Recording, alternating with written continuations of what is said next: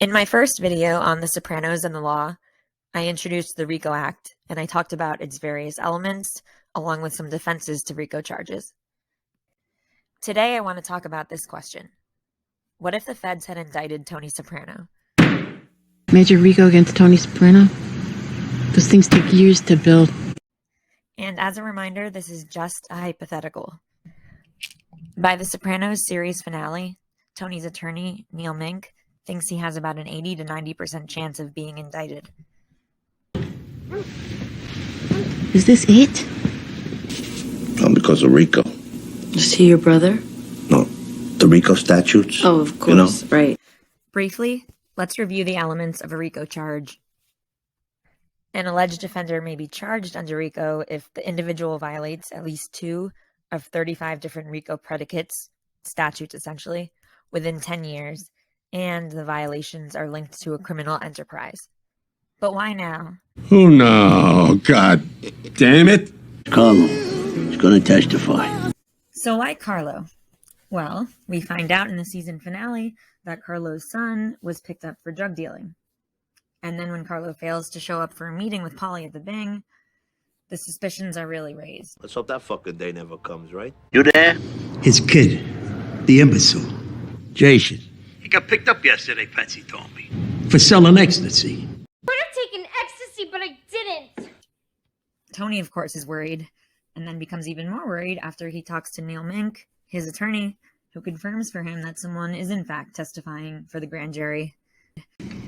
My hunch, 80 to 90% chance you'll be indicted. And what would be the likely sentence for Tony for a criminal conviction under RICO? Murder and 8 of racketeering. 20 to life. With a criminal RICO conviction, a person could be sentenced up to 20 years in prison for each count of racketeering. I did 20 fucking years. How did this happen? And if you're convicted for any predicate crimes that are punishable by a life sentence, like murder, for example, you could be sentenced to life in prison for this RICO conviction. That fucking gun charge. I get sick when I think of it. Plus interstate fraud. And if Carlo starts talking homicide. A person convicted under RICO can also be subject to hefty financial penalties. So let's get to Tony's options. He could plead guilty. He could plead not guilty and go to trial. He could lamb chop it. Or he could flip. I personally think that Tony would choose to plead not guilty and go to trial. I didn't do nothing. But let's go through the scenarios really quickly. Always with the scenarios. Well, it would probably look something like this. January 1st, 1996 through today, were you employed by or associated with The New Jersey faction of an organized crime family of La Cosa Nostra. Like Popeye says, I am what I am. Yes. You got 15 years.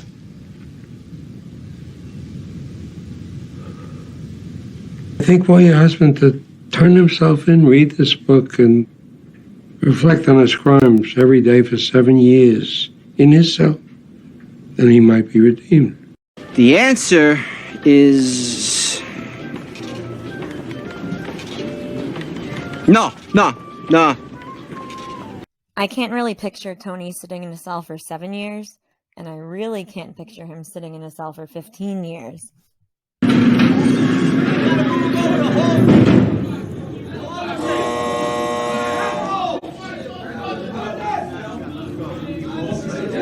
Up next. Now, if Tony pleads not guilty and he goes to trial, what would that look like? The police pulled over some kid and found a baggie with cocaine residue. They also found a gun loaded with hollow point bullets on the floor. Now, in order to beat the rap, this 16-year-old punk claims he saw my client drop that weapon. And mind you, not yesterday, but over 2 years ago. What? 3-year-old airline tickets? Some ties to the Bevilacqua murder? Even if Massarone and 1,000 other snitches pan out, we've still got to put Tony on trial. So, should Tony go to trial? Maybe, baby. Let's see the rest of the options. Up next. Tony could try going on the lam. Want to pack our toothbrushes. A little over 400K in there. I want you to hold it for me. If this goes down, I'm out of this area code. And my wife's gonna come in here once a week for an allowance. If I'm gonna lam it, I'm going with a fucking package. I'm not gonna be like Mickey Masuko. That poor prick, he had 5 fucking minutes to run. He ended up in some rat-infested motel down in Elvis country. What is that? Anyway, there are no Jews or Italians. Maybe you should lamb chop it for a while, huh? So, would Tony Soprano lamb it? I don't think so. It's gotten a lot harder to do that successfully with all the technology these days, cell phone, GPS, other tracking capabilities. And even if Tony could get away with it, I doubt that he would be okay with staying in a rat-infested motel in Elvis country. The answer is...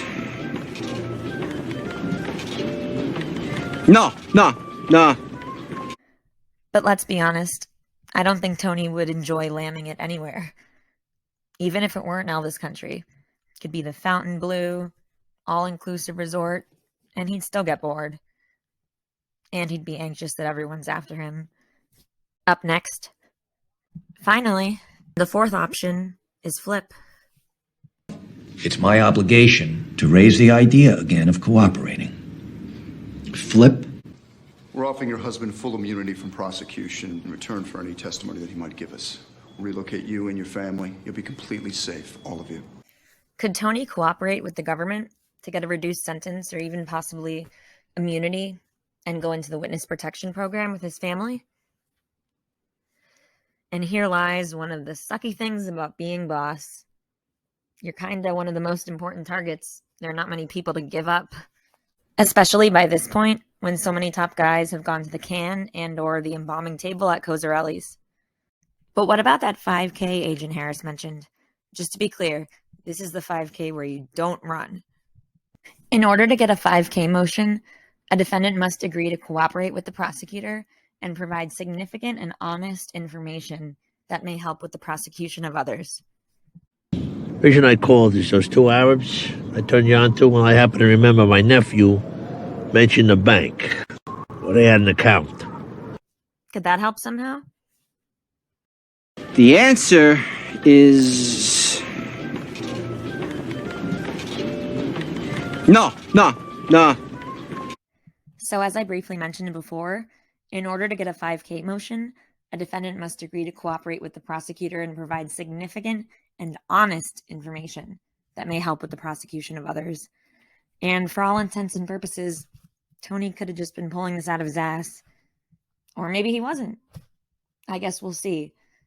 But I wouldn't necessarily count on it. Or Agent Harris. Because at the end of the day, like Neil Mink said, The feds are a business, Anthony. Millions of tax dollars invested in watching your ass. Sooner or later, just like you, they're going to want a return on that investment. Look, trials are there to be won. even if Massarone and 1,000 other snitches pan out, we've still got to put Tony on trial. That's useless until we find out how they penetrated the anonymous jury system. We know they still have at least a connection or two on the inside, and who knows, maybe they could pull a junior Soprano and find another juror to intimidate.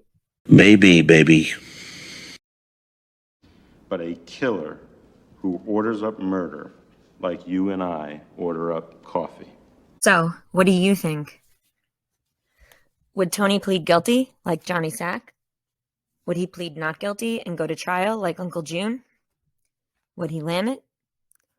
Or would he flip or cooperate with prosecutors?